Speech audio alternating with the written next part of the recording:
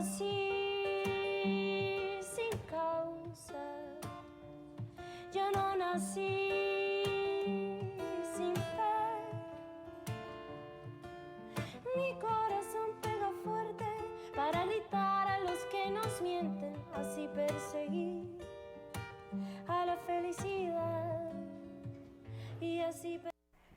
Hola, muy buenas tardes, bienvenidas y bienvenidos.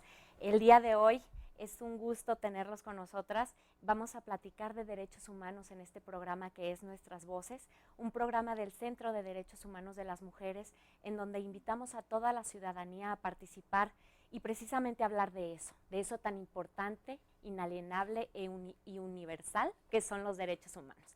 Les damos la bienvenida y como un preámbulo quiero decirles que el día de hoy vamos a tener una plática muy interesante, también muy sentida porque estamos a poquitos días de celebrar, de conmemorar una tradición tan especial en México como es el 10 de mayo, el Día de las Madres.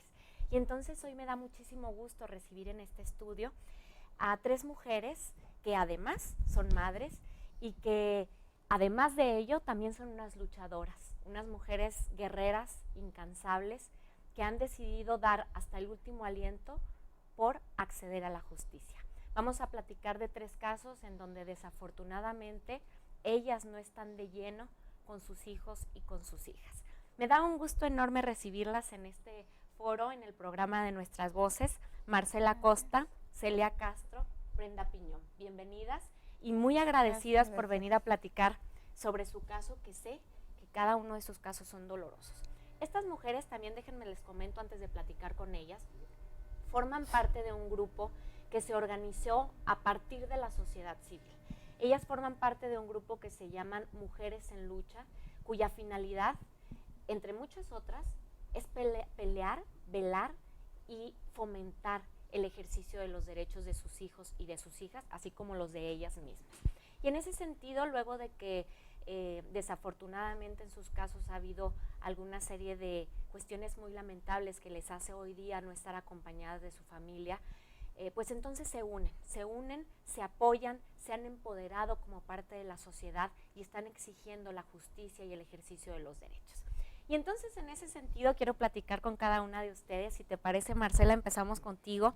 Quiero que nos platiquen cada una de ustedes un poquito. ¿Cuál es tu caso? ¿De qué se trata tu caso? Pues yo tengo un poquito más de un año y medio luchando por mi hijo. A mi hijo me lo quitan. Un día ya no puedo regresar por él. Lo recogió el papá de mi hijo en su escuela y yo ya no pude regresar con él. A mí me lo quitaron, me pusieron una denuncia por maltrato, disque maltrato infantil, y le otorgaron la juez la guardia y custodia de mi hijo, siendo que el papá de mi hijo tiene 4 o 5 denuncias en su contra por violencia familiar. Entonces, pues prácticamente ese es mi caso. Yo veo a mi hijo en visitas supervisadas. Actualmente lo veo 3 veces a la semana. ¿Cuántos años tiene tu hijo? Mi hijo ahorita acaba de cumplir ahora en abril 7 años. Cuando a mí me lo quitan tiene 5 años. El papá de mi hijo nunca se hizo cargo de él. De hecho, mi hijo tiene el apellido hasta después de los 2 años porque me dijeron que le iban a dar manutención, cosa que nunca sucedió. Yo siempre me hice cargo por completo junto con mis papás de mi hijo. Estas visitas supervisadas de las que nos hablas, ¿dónde se realizan? En las instalaciones del DIF estatal. Bien, gracias Marcela. Celia, platícanos un poquito de tu caso. Sí, pues yo ya tengo 6 años luchando por poder recuperar y ver a mis hijos, ya que en mayo exactamente, hace ya 6 años se los llevó mi expareja a la ciudad de Monterrey. La mamá de él me los pidió prestados porque se los llevaba muy seguido, teníamos buena comunicación. Se los presto y se ponen de acuerdo él con su mamá. Viene de Monterrey, saca a la niña de la primaria, va por mi niño, que en aquel entonces tenía 1 año y 3 meses, y la niña tenía 6 años, y vuelan ese mismo día para Monterrey. Yo me doy cuenta 2 días después, los días que yo iba a recogerlos a ellos. Y nada, que me dice que ya estaban en Monterrey. Voy inmediatamente a previas a levantar una demanda, pero pues no se puede hacer nada, ya que me dicen que la custodia es también de él también, porque en ese entonces pues no estábamos divorciados. Me voy a las instalaciones del DIF y tampoco, o sea, no pueden ayudarme. Entonces iniciamos un juicio por la guardia y custodia de mis niños, pero en estos 6 años no he podido verlos. No se me otorgan convivencias, no sé actualmente dónde están viviendo, desconozco su paradero, desconozco en qué escuela van. Y por eso estoy aquí ahorita en este grupo de mujeres en lucha.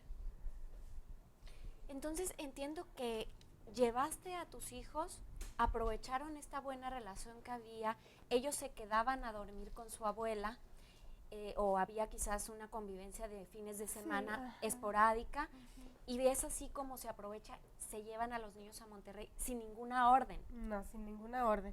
Él, incluso la niña estaba en clases, porque estaba en primero de primaria, estaba en clases y él llega y hasta la maestra sorprendida se queda, pues, ¿qué está pasando? No sé, porque de repente viene el papá que nunca en la vida va por ella, ni la recoge, ni se hace cargo de ella. Llega por ella y la saca de la escuela y se la lleva. Yo en la semana acudí a la primaria y la maestra no sabía qué estaba pasando, la niña no se estaba presentando a clases y fue cuando le expliqué. ¿Sabe qué? El señor Javier Núñez se llevó a mis hijos sin mi consentimiento a la ciudad de Monterrey. Y entonces hoy día tu hijo tiene 7 años, tu hija tiene 13 años. Va a estar por cumplir 13 años en noviembre. Sí. Pero mi niño, pues no, mi niño no sabe que existo. No sé si le hablan de mí o qué, pero desconozco la verdad. ¿Qué información tenga desde mí él? Es una situación muy lamentable porque los derechos de los niños y las niñas inclusive pudieran verse desde la óptica de ser superiores a los de las personas adultas. Y entonces en un caso como el que tú nos comentas, se le ha negado, no solamente se ha violentado tu derecho dentro de un juicio, sino que se ha violentado durante más de 6 años el derecho de una niña y de un niño a tener a una madre, a convivir con ella, a saber lo que hay atrás de su familia materna. Es muy lamentable y es muy triste la situación que nos has platicado el día de hoy. Te lo agradezco mucho. Brenda, vamos ahora contigo. Platícanos un poquito sobre tu caso. ¿De qué se trata? Bueno, yo pues me divorcié hace aproximadamente 4 años. Hace, que es casi un año, ahora en julio, me quitaron a mis hijos. De pronto un día va él por los niños a la escuela, va y los saca de la escuela y mis hijos ya no vuelven. Fue un 3 de julio precisamente, un día antes del cumpleaños de mi niña. Mi niña iba a cumplir 6 años ese día. Cuando me los quitan, yo pongo una denuncia por retención de menores, la cual no procedió. Por ciertos asuntos legales no procede. A los niños se los quitan a él y los entregan al DIF. Mis hijos pasaron 10 días en el DIF. Después de esos 10 días en el DIF le dan la custodia a él, sin antes haberme escuchado, sin antes haber hablado conmigo y haber visto mi versión de las cosas. Yo pedí visitas supervisadas en ese entonces, no me las aceptaron, que primero les tenían que hacer un estudio psicológico a los niños para ver cómo es que estaban los niños, si podían tener interacción conmigo. Y yo dejé de ver a mis hijos el 3 de julio, fue el último día que yo los vi, y los volví a ver el 6 de enero. Duré 6 meses sin ver a mis hijos. Ahorita en este momento los estoy viendo en visitas supervisadas 3 veces por semana. ¿En dónde? En las instalaciones del DIF. Bien. Veo aquí en sus casos que hay ciertas similitudes, o sea, si bien son dolores y situaciones distintas, advierto que también hay cuestiones similares. Por ejemplo, Marcela, me llama mucho la atención que tú has mencionado, igual que Brenda, que están sujetas a un régimen de visitas supervisadas. Hace una semana en este programa estuvimos platicando con personas que son parte del Supremo Tribunal de Justicia del Estado y también del DIF, precisamente donde se llevan a cabo estas visitas supervisadas. Y en ese sentido nos platicaban cómo es que utópicamente deberían de realizarse estas visitas. Pero yo quiero preguntárselo a ustedes porque lo viven al día a día en su vida, este desarrollo de las visitas supervisadas. Entonces, Marcela, primero, ¿por qué te dan visitas supervisadas? ¿Para qué se dan las visitas supervisadas? Pues se supone que para garantizar el bienestar del niño, porque como el padre de mi hijo va y dice que yo golpeo a mi hijo, se supone que yo no puedo convivir libremente para garantizar pues la seguridad del niño. Entonces, más que todo es por eso que me dan las visitas supervisadas. ¿Acreditan de alguna forma este maltrato que dicen que tú realizas contra tu hijo? Pues no, la verdad es que llevan a mi hijo, llevan videos donde se supone que yo lo golpeé, son fotos viejas de golpes que se llegó a dar en la escuela. Una vez se cayó y se dio aquí en el ojo y posteriormente se le puso morado y por ahí sale donde yo lo llevé. A mí nunca se me acreditó nada, porque cuando llegaron a mi hijo estaba limpio, no tenía ni un moretón. Yo le dije al Ministerio Público que por favor hiciera la investigación correspondiente y a mí me dijo que no estaba en el expediente. Le dije, ¿por qué no van a la escuela? Si yo lo golpeé tan fuerte, ¿por qué nadie se dio cuenta? ¿Por qué la maestra no se dio cuenta de que yo lo golpeé? ¿Por qué nunca faltó a la escuela? ¿Por qué yo seguí prestándolo o ellos siguieron conviviendo con el niño si yo lo golpeaba tan brutalmente? Se supone que si un niño es golpeado brutalmente, tú ya lo escondes para que nadie lo vea. Entonces, podemos decir que sin que haya una sentencia de por medio, ya te están juzgando como si tú fueras una mala madre o una criminal. Sí, y no solo sin la sentencia, o sea, ni siquiera donde ponen la denuncia van y te investigan, o sea, nada. Yo fui, hablé y dije todo esto y me dijeron, sí señora, no hay personal, no obra. ¿Y qué pasa con las visitas supervisadas? ¿Cómo se dan? ¿Cómo se desarrollan? ¿Cómo pasa eso? Platícanos. Pues las visitas supervisadas son un espacio tan pequeño como lo que se ve aquí, somos varias familias. Y luego está un patio, que es un patio de una casa tipo de Infonavit con un árbol en medio. Ya está todo pavimentado, no tiene jueguitos, no tiene nada. Son reglas súper estrictas, los niños no pueden gritar, no pueden correr, no pueden, si cualquier ruido, o sea, son niños. Mi niño tenía 5 años en ese entonces, ahorita ya tiene 7 años. Pero pues es muy difícil, los niños se aburren de estar en un espacio tan pequeño, tú les tratas de llevar juegos, les tratas de llevar todo, pero pues ellos se aburren. Entonces, pues no sé, también no hay los psicólogos suficientes para que tomen nota, los niños a veces expresan que quieren irse a vivir contigo, que los manipulan, que todo, y no podemos hacerlo constar. Porque no hay psicólogos que estén ahí al pendiente. Discúlpeme, es que no lo escuché. Y a veces puedes hacer la manifestación. Ya cuando uno empieza el proceso, te das cuenta que tú le vas al psicólogo y le dices que manifiestas tal cosa. Pero las personas que llegan nuevas, que es cuando el niño tiene todo esto fresco, toda la manipulación está ahí al instante. Mi hijo me dijo que quería volver a vivir conmigo, que él se sentía muy incómodo. Me dijo que le hacían decir mentiras ante los juzgados, ante las autoridades. Y no hizo constar nada de eso la psicóloga.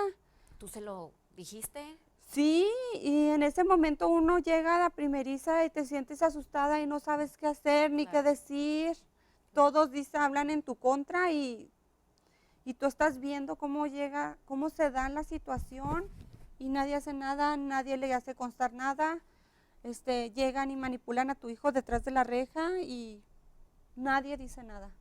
Claro, esta es una situación gravísima porque consideramos que esas personas que supervisan esta medida de protección pues se vuelven precisamente los ojos, los oídos, la presencia de un juez o una jueza que ha ordenado esas visitas supervisadas. Y esto que nos comenta Marcela es muy delicado porque entonces habría una apreciación falsa de lo que está pasando en esas visitas y pues iría en contra inclusive del interés superior de sus hijos y de sus hijas. ¿Cómo es en tu caso? ¿Cómo se desarrollan estas visitas? ¿Qué pasa con esta documentación que debe existir sobre cómo deben de darse las visitas?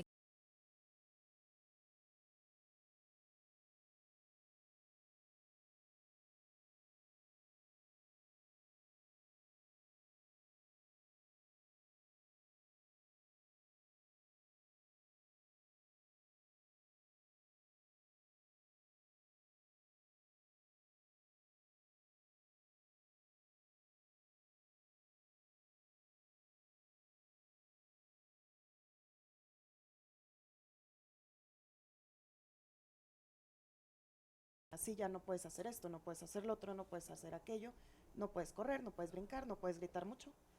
Entonces, pues sí son cuestiones muy difíciles, sobre todo porque pues son niños, quieren correr, quieren brincar, quieren jugar, quieren hacer vagancias, es normal. En mi caso a mí me los quitaron también alegando supuesta violencia, con fotos de golpes de donde los niños se habían caído por estar jugando, como niños que son.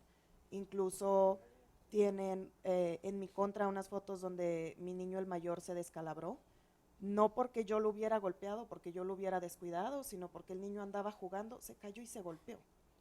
Yo lo llevé al seguro y le dieron puntadas y todo, y en el seguro no me dijeron absolutamente nada. Cuando un niño está siendo violentado, los doctores se dan cuenta. Lo mismo que mi hija dijo que yo la agarré del cabello, la levanté y la aventé contra la pared. Es cosa completamente ilógica, que ella no que se desmayó y despertó hasta que estaba en el doctor.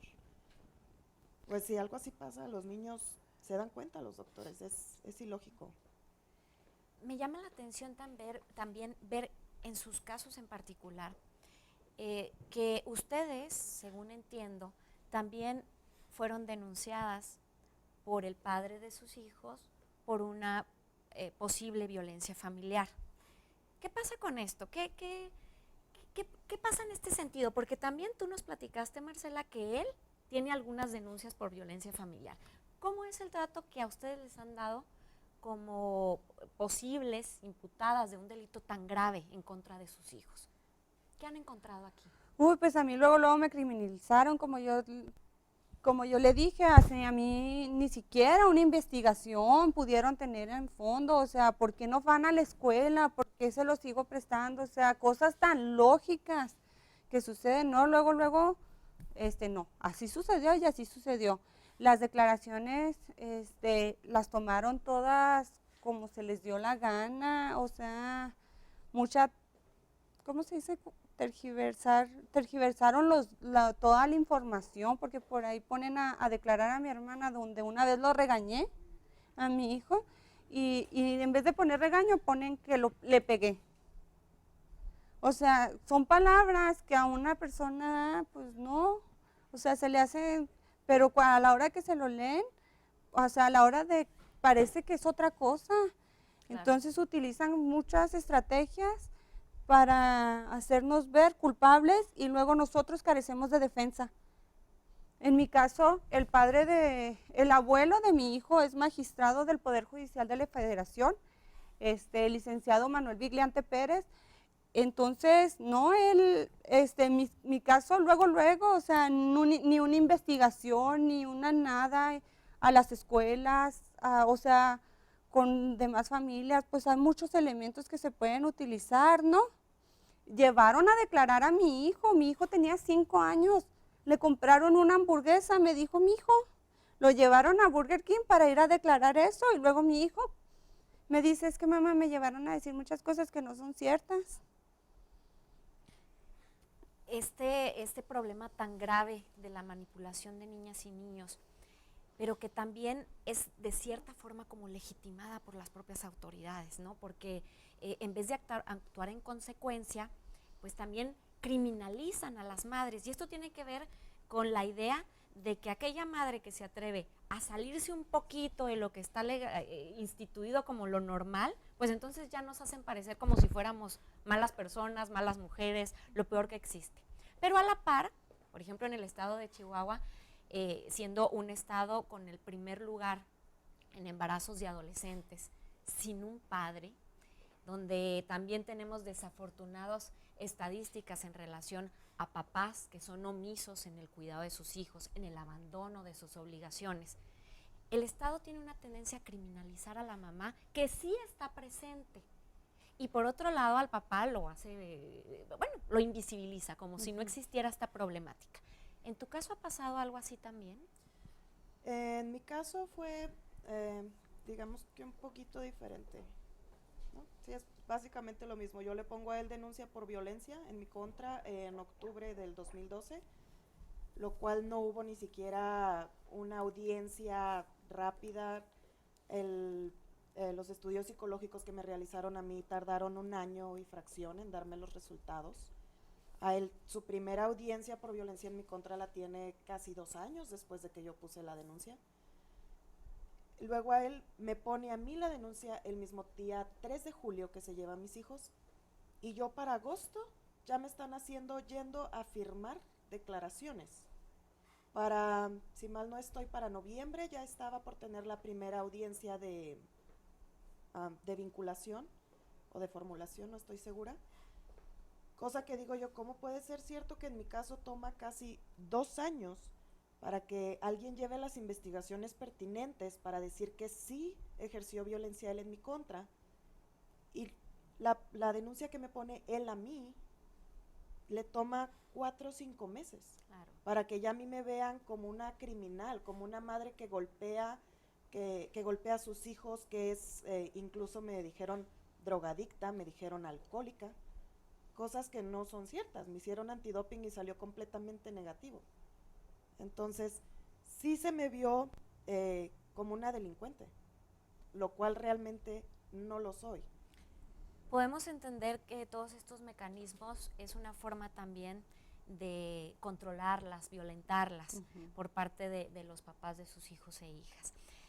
Algo que posiblemente pudiera evitarse si las autoridades tomaran la función con responsabilidad y en consecuencia muchas de las situaciones de las que tienen conocimiento. Por ejemplo, en tu caso, desde hace 2 años sabían que algo andaba mal y nadie hizo nada, ¿no? En tu caso, tengo entendido, hace un momento nos dijiste que él también tiene una serie de denuncias por violencia familiar. Sí, tiene 4 denuncias por violencia familiar en su contra, en cada uno de los años, a todas, sin excepción a ninguna de sus exparejas, a todas las ha golpeado.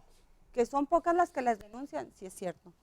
Pero él tiene la guardia y custodia y todavía tiene 2 que se le acaban de... Ya después de que le dieron la guardia y custodia, tenía 3 y le acaban de poner ahora 2 más y todavía sigue teniendo la guardia y custodia a él. O sea, le acaban de poner una en este año, que vamos a 5 meses. Entonces, algo está fallando en cuanto a la valoración de la realidad en los casos. Celia, te quise dejar un poquito atrás, pero no por ser menos importante tu asunto, sino porque algunas cuestiones eran similares entre Brenda y Marcela. Pero quiero también resaltar algo en ti. Al inicio tú nos dijiste, fui a lo que era Previas, hoy día Fiscalía, fui al DIF, les dije que me ayudaran. Este padre se llevó a su hija y a su hijo sin una orden judicial, se la llevó nada más porque lo quiso hacer, siendo que tú eres la madre, siendo que tú tenías una guardia y custodia de forma tácita porque vivían contigo. Sí. Y entonces nos has dicho, nadie me escucha, nadie me ayuda. ¿Qué pasa con tu caso? ¿Qué pasa? ¿Por qué hace 6 años no logras ver a tus hijos? ¿Cuáles son los problemas? Aparte de omitir cumplir con sus obligaciones estatales, ¿qué hay dentro de tu asunto que no te permite ver a tus hijos? Híjole, pues yo creo que varias, ¿qué será? Arbitrariedades de parte de la juez, de ahí de los juzgados, porque dicen que ven primero el interés superior del menor, pero yo en este caso no estoy viendo nada de interés superior hacia mis hijos, que es lo importante. O sea, es un caso que desde el principio debió haberse concretado y llegado a un veredicto, y aún así no han podido ni declarar guardia y custodia temporal, o sea, ni siquiera. Ahora, este señor Javier Núñez está en rebeldía. Lo han llamado a confesión aquí a los juzgados, audiencias, a confesionales y no viene a ninguna bien. De hecho, se le han descubierto que en sus escritos tiene firmas falsas, donde él no las ha hecho. Yo conozco perfectamente su firma. Y aún así no lo sancionan, no le dan castigo. ¿Tú No has sé pedido qué pasa. convivir? Sí. ¿Y qué sí, pasa? sí, sí. ¿Por qué no se te resuelve? ¿O sí puedes convivir? ¿O cuáles son las circunstancias? Me dieron unas convivencias. Yo digo que la juez se quiso lavar las manos en ese caso, porque me tocó a mí ir cada 2 meses a la ciudad de Monterrey, convivir un fin de semana con mis hijos. La juez, sabiendo que yo carezco de medios para poder ir, trasladarme, hospedarme allá, y él que sí cuenta con los recursos para poder venir, como él me lo echó en cara. Tú eres una pobre estúpida, porque así me lo dijo, que ni estudios tienes y no tienes ni cómo mantener a mis hijos. O sea, estás loca, o sea, no te los voy a dejar. Y eres una egoísta por no querer que ellos tengan todo lo que yo les ofrezco. Y está mal. Entiendo entonces que la juez no tomó en consideración una situación de desigualdad No, y los pone en una misma condición para que tú vayas. para que yo vaya, siendo que él se los llevó fuera aquí, de donde estaban viviendo, con su mamá, con su familia. Los sacó de aquí, de su ambiente, de escuela, de familia, se los llevó. Y aún así, yo soy la que tengo que ir cada 2 meses, porque de hecho son convivencias, son fatales, o sea, el niño no me conoce. ¿Cómo quiere que cada 2 meses esté yendo? Pues, o sea, no son convivencias de calidad. Yo no sé qué pretende la juez con estas convivencias. Pero yo sé además que tú fuiste. Algunas personas pudieran pensar, bueno, si fuera mi caso, yo ya me hubiera ido, ya estaría allá. Yo sé que tú fuiste. Sí, yo he ido en varias ocasiones. ¿Y qué pasó? A la ciudad de Monterrey. He ido varias ocasiones, me entregaron la guardia y custodia, me dirigí a la ciudad de Monterrey a hacer válido el exhorto y no llevaba ninguna dirección el exhorto. No sabía yo dónde estaban viviendo mis hijos, no tenían ninguna dirección. Se lo presenté a la juez de allá y no lo hizo válido, porque era un asunto muy delicado y que tenía yo que tener una dirección donde ir por ellos. Me recomendó devolverme a la ciudad de Chihuahua, investigar dónde vivían mis hijos y llevarle una dirección en concreto. Ok, lo que hice fue buscarlos calle por calle de varios municipios de la ciudad de Monterrey. Calle por calle, casa por casa, y los encontré. Gracias a la ayuda, ¿verdad?, de unos familiares míos que me pudieron ayudar. Recuerdo muy bien que pasamos por la calle y estaban los arreglos de Navidad que tenía yo en mi casa anteriormente. Las cortinas de la cocina que tenía yo. Y dije, aquí están, y algo me lo decía. Aquí están mis hijos. Los busqué y no los encontré. Me devolví a la ciudad de Chihuahua, traje dirección. Volví a ir para allá, para la ciudad de Monterrey, y cuando llego hablo con Javier y le digo, ¿sabes qué? Estoy de visita aquí en la ciudad de Monterrey, déjame ver a mis hijos, por favor. No quería, le digo, te lo ruego, Javier, déjame verlos, por favor, no voy a intentar llevármelos. No voy a hacer lo mismo que tú me hiciste a mí porque les voy a ocasionar un daño a ellos. Me dijo, ok, si llegas a hacer cualquier estupidez, no los vuelves a ver, Celia. Ok, perfecto. Colgamos, pasan 10 minutos y me habla mi licenciado, ¿sabe qué, Celia? Revocaron la sentencia. De la guardia y custodia que tenías. Sí, se ampararon y la revocaron. De igual forma, al día siguiente me fui otra vez a los juzgados y ahí estaba él con la juez, burlándose y riéndose en mi cara, porque me habían revocado la sentencia. No podía hacer nada en esa ocasión. Igual le insistí volver a verlos. No quiso. No quiso. Incluso me amenazó diciéndome que si me acercaba que pues a mí me iba a ir mal. me regresé a la ciudad de Chihuahua. El juicio empezó otra vez de nuevo. Se me hicieron estudios psicológicos, socioeconómicos. Llevan 2 veces que se me practican. Y no hay nada, ni un papel, ni nada que diga que yo no estoy apta para cuidar de mis hijos. Pero no sé qué pasa. En tu caso hay una evidente sustracción ilegal de una niña y de un niño. No está sustentada por ninguna orden. Inclusive, aunque hubiese una orden judicial en donde un juez o una jueza otorga guardia y custodia, eso no quiere decir que mamá y papá, la otra persona no tenga derecho a ver, a convivir, a formar parte del desarrollo de los hijos y de las hijas. Pero en tu caso, aparte, hay un delito que no necesitamos ser eruditos en el derecho para saber que hay una sustracción ilegal. Sí. Pero entonces me dices, llego a fiscalía y me dicen que no. No, él tiene todo el derecho como el padre de los niños a llevárselo, a sacarlo de Chihuahua y a llevárselos a cualquier estado de la República, mientras no salgan al extranjero, que él está en todo su derecho, porque tenemos la guardia y custodia compartida. Entonces no hay una denuncia, no pudiste... Sí, yo he ido en varias veces y he vuelto varias ocasiones a la fiscalía y de hecho ya hasta mi carpeta cerraron porque dijeron no, es que mientras no nos traigas un papel donde diga que tú tienes la guardia y custodia, no podemos hacer nada en contra del señor. En el DIF igual.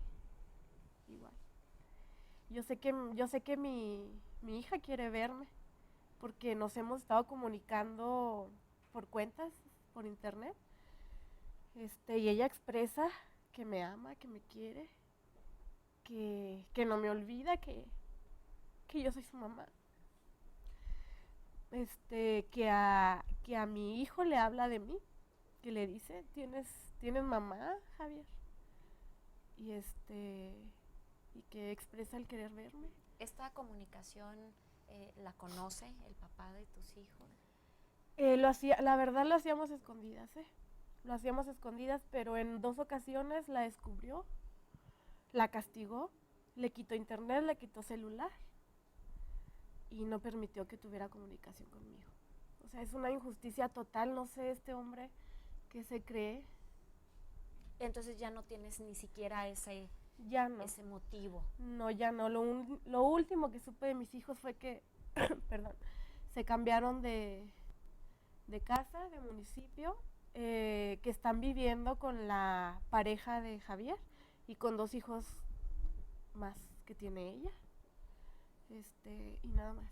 No he vuelto ya a saber nada de ellos. Yo le mando a su correo mensajes a mi niña.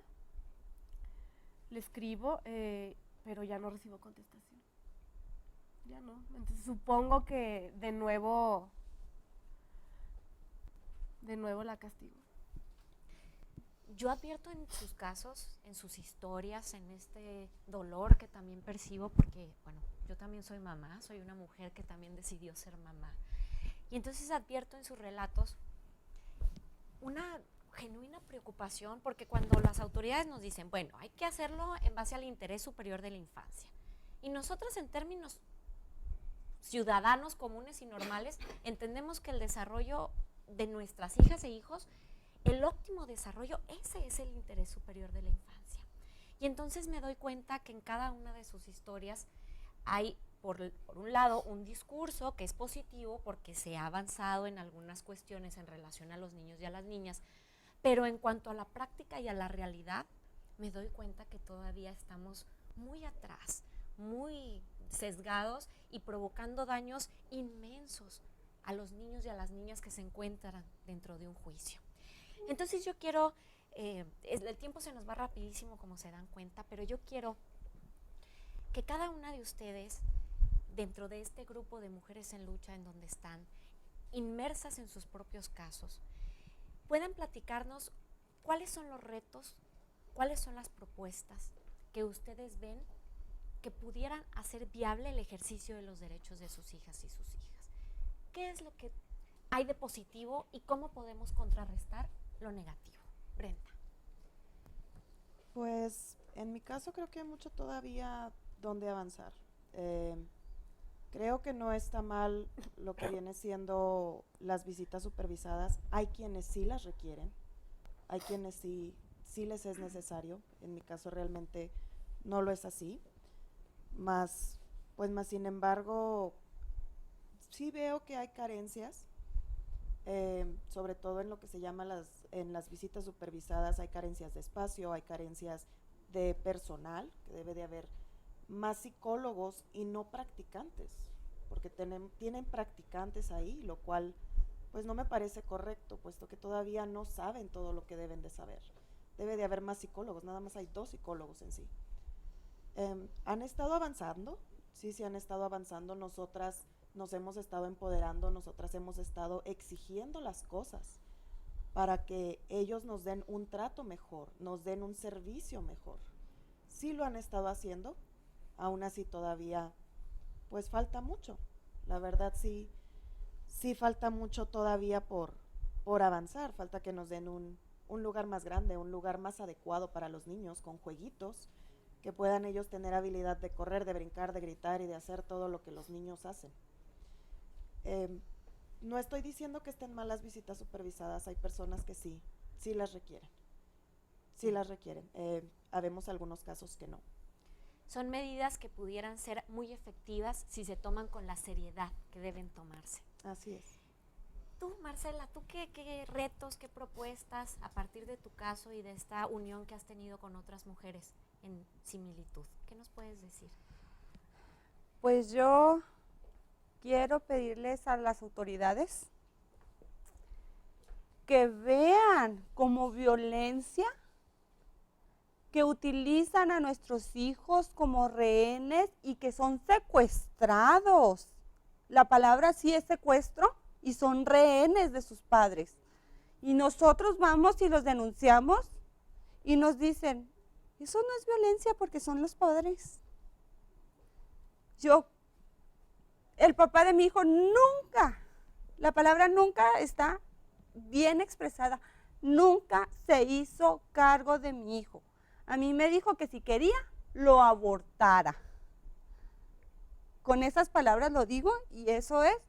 Y ahora resulta que cuando yo me caso, entonces sí, me empezó a amenazar y las autoridades no ven como violencia que ejercen hacia las mujeres el que nos quiten a nuestros hijos. De acuerdo, Marcela. Celia, Sí. retos, propuestas a partir de ti misma y de lo que estás viendo en este grupo. Sí, pues yo creo que también pedir más justicia, ¿no? Están supuestamente aquí para defender los derechos de los niños. Proponer eso a los juzgados, a las autoridades, a la juez, que en mi caso particularmente lo tengo en el segundo familiar.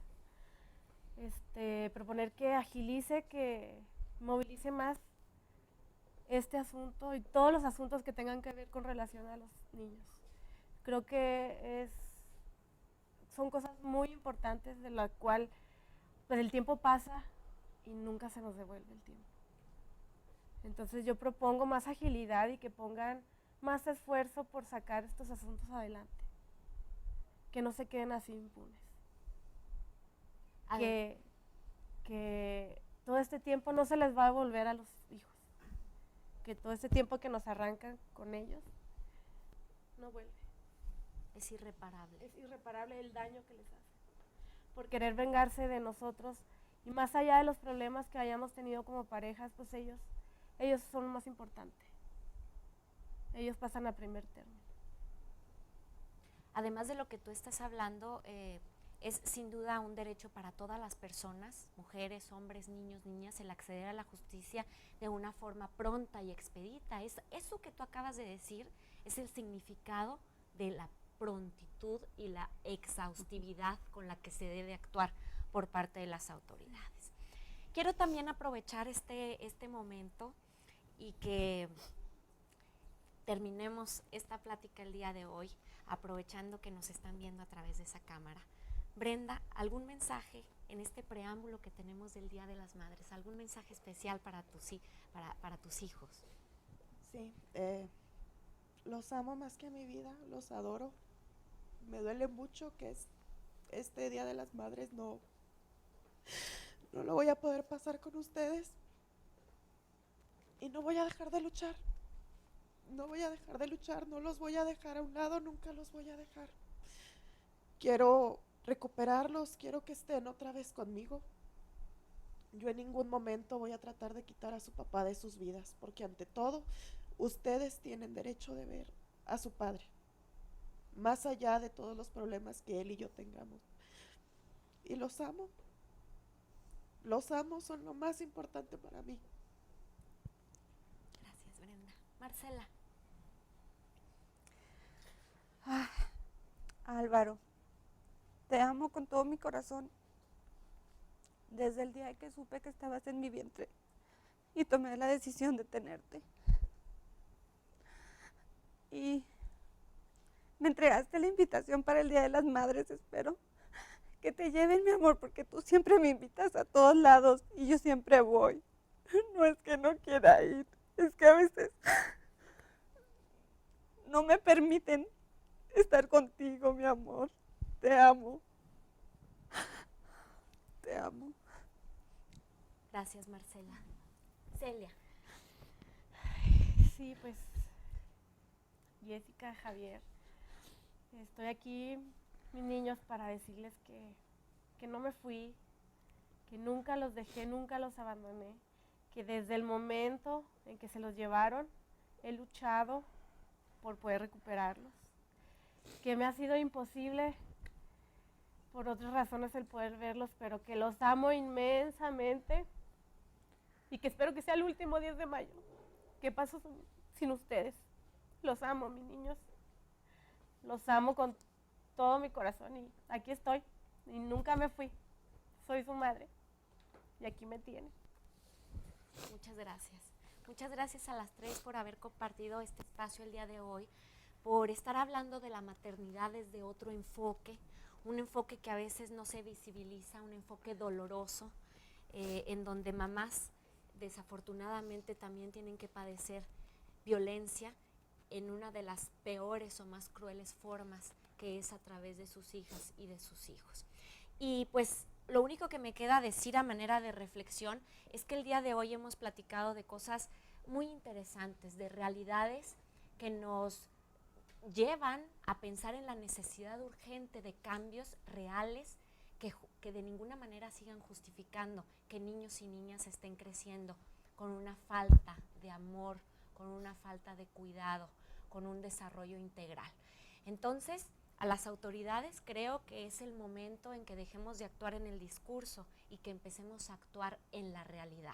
Necesitamos gente, personal capacitado en estas áreas. Debemos de tomar en serio los derechos de los niños y las niñas. Ellos son personas que requieren cuidados y tratamientos especiales y diferenciados. No pueden ser tratados como adultos.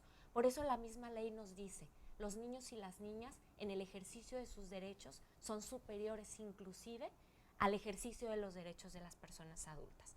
Por otro lado, también necesitamos padres, madres, sociedad comprometida, no en un discurso como de que faltan valores y no, en un discurso real en donde hijos e hijas necesitan para su sano desarrollo mamás y papás felices, mamás y papás libres, fuera de todo tipo de violencia.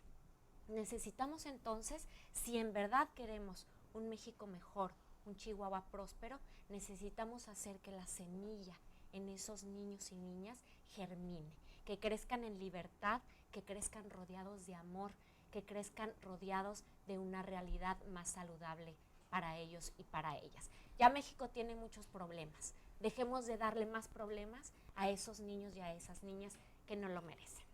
Quiero darle las gracias al staff de Antena TV, muchísimas gracias como siempre por acogernos tan bonito en este estudio. Las gracias también a Paola Sainz, que es nuestra productora del Centro de Derechos Humanos de las Mujeres.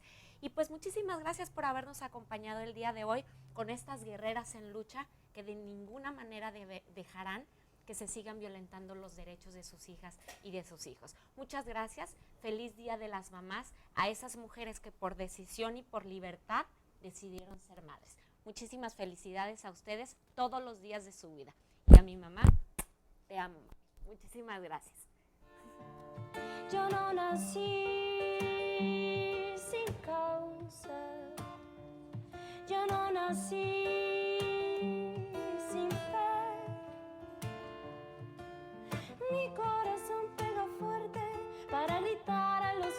nos mienten, así perseguir a la felicidad y así perseguir.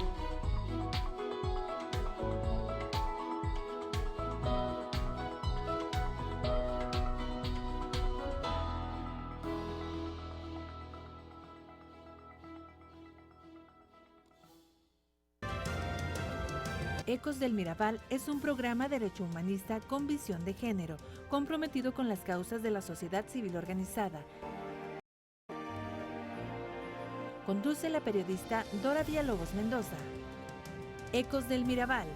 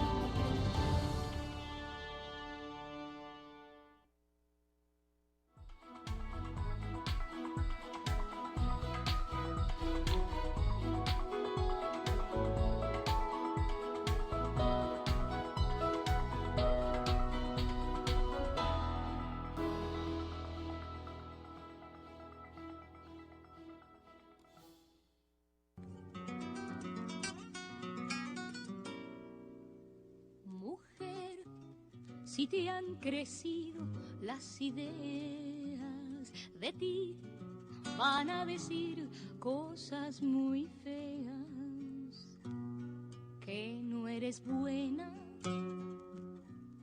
que si tal cosa, que cuando callas eres mucho más hermosa.